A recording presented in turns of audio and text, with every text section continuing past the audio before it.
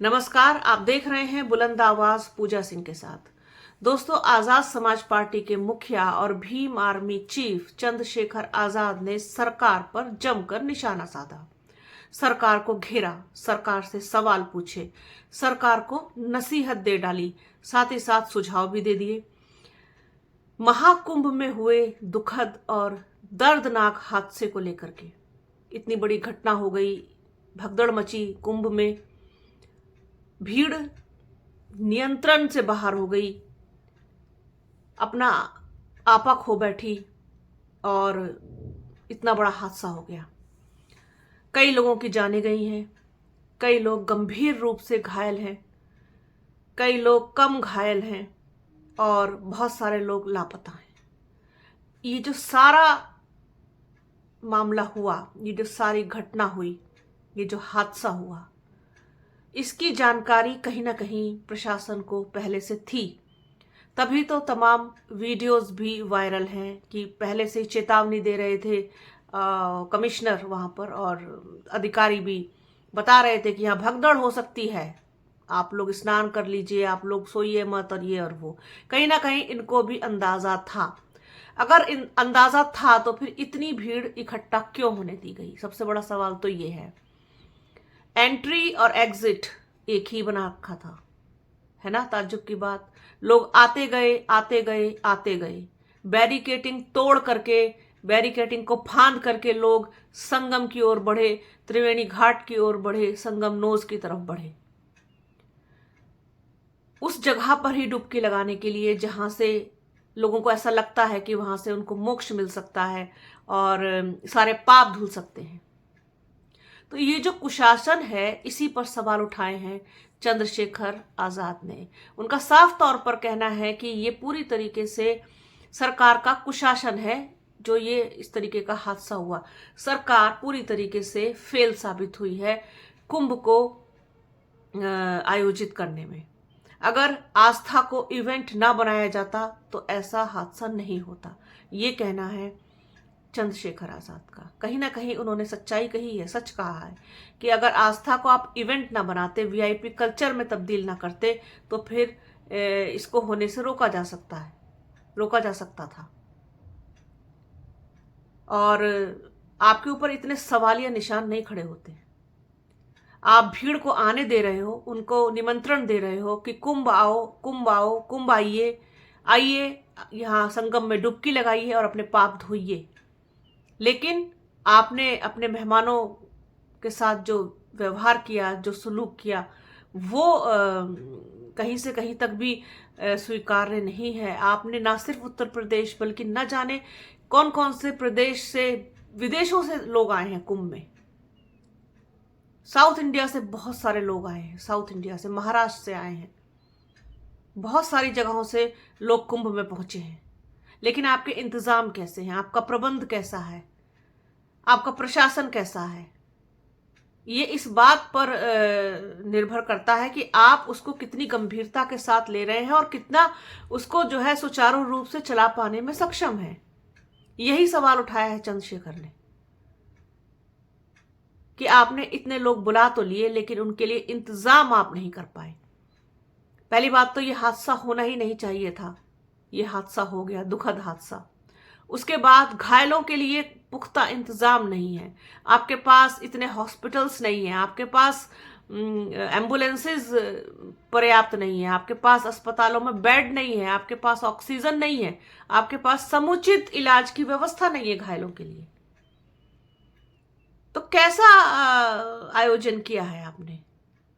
आपको तो तजुर्बा होना चाहिए था कि आप इतना बड़ा आयोजन करने जा रहे हैं और इतनी भीड़ आने का अनुमान है, इतने लोग आने का अनुमान है, तो उसके बावजूद आप पूरी तरीके से नाकाम रहे पूरा स्थिति को नियंत्रित कर पाने में। ये तो आपके ऊपर बड़ा सवालिया निशान है। इसी चीज को उठाया है आजाद समाज पार्टी के मुखिया ने। साथ ही साथ उन्होंने एक चीज और कही कि जिस तरीके से हवाई टिकट पर जो लूट मचाई है सरकार ने, और जो ये एयर कंपनीज हैं, इन्होंने और कॉरपोरेट ने मिलकर के जो 8-9 हज़ार के टिकट हैं वो 50,000 40,000 के बिक रहे हैं। कुंभ की वजह से रेल के टिकट महंगे हो गए, ट्रेन में जगह नहीं है लोगों के लिए। केवल कुंभ में ही नहीं, लोग दूसरी जगहों पर भी जाते हैं, वहां सफर करते हैं, यात्रा करते हैं, उनके लिए सीट ही नहीं है अवेलेबल। बस नहीं है, बस का किराया 2 गुना 4 गुना हो चुका है, बसें ही नहीं है। सारी बसें कुंभ मेले में लगी हुई है रोडवेज की। तो ये जो पूरी एक कहना चाहिए कि व्यवस्था आपकी जो चरमराई है, उसको आप संभाल नहीं पा रहे हैं, आप उसको संभाल नहीं पाए, ये आपका सबसे बड़ा फेल्योर है। आप प्रदेश में इतना बड़ा आयोजन करा रहे हैं प्रयागराज में, तो आपको कुछ ना कुछ तो सोच समझ के उसकी प्लानिंग करनी चाहिए थी। या सिर्फ दिखाने के लिए कि एक केंद्रीय अस्पताल बना दिया वहां पर और चंद एम्बुलेंसेस खड़ी कर दी और रास्ते सारे बंद कर दिए, सवारियां आपने सारी बंद कर दी कि जाओ पैदल घूमो पूरे शहर में, जब तक तुम्हारे पैरों में ताकत है, जब तक तुम्हारे शरीर में ताकत है, तब तक पैदल घूमो। तो इवेंट बना दिया आपने, वीआईपी कल्चर में तब्दील कर दिया पूरा कुंभ। मैंने जैसे अभी पहले अपने वीडियो में बोला कि कुंभ की खूबसूरती और उसकी महत्ता दोनों ही समाप्त कर दी।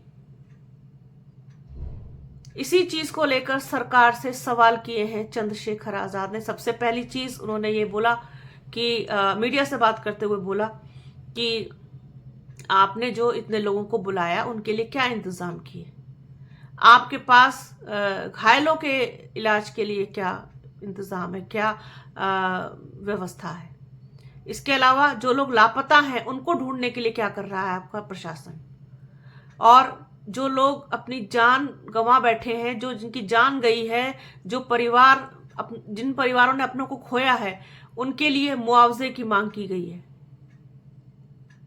और जो ये टिकट्स इतने महंगे हो रखे हैं, हवाई जहाज के, ट्रेन के, बस के, सवारियां नहीं है, ये सारा जो इंतजाम है इसका संज्ञान ले सरकार, इस पर भी ध्यान दे। और कुंभ में जो अभी बचा है, अभी क्योंकि बहुत अभी लंबा समय तक कुंभ चलना है, अभी मेरे ख्याल में मुझे लगता है कि फरवरी पूरा जाएगा, तो तब तक पूरे इंतजाम सही से होने चाहिए, सबको सुविधाएं मिलनी चाहिए। समाजवादी पार्टी के मुखिया अखिलेश यादव ने भी इसी तरीके से सवाल उठाए हैं कि वहां पर बहुत परेशानियों का सामना करना पड़ा है, श्रद्धालुओं को पैदल चलने से लेकर के पीने के पानी को तरसना पड़ा, शौचालय नहीं है, इतनी महिलाएं पहुंची हैं वहां, शौचालय नहीं है। फिलहाल तो जहां जा रहे हैं सब महिला पुरुष, तो वहां तो सबके लिए शौचालय होने चाहिए। समुचित शौचालय नहीं बनवा पाई सरकार, और अगर बनवा भी दिए हैं दूर तो में पानी नहीं है। अब आप सोचिए कैसे इंतजाम है सरकार के। तो ये सारी व्यवस्था जो है बिल्कुल चरमराई हुई, इसी पर सरकार को लपेट दिया, सरकार के धागे खोल दिए, सरकार को खूब कस के धो दिया चंद्रशेखर आजाद ने।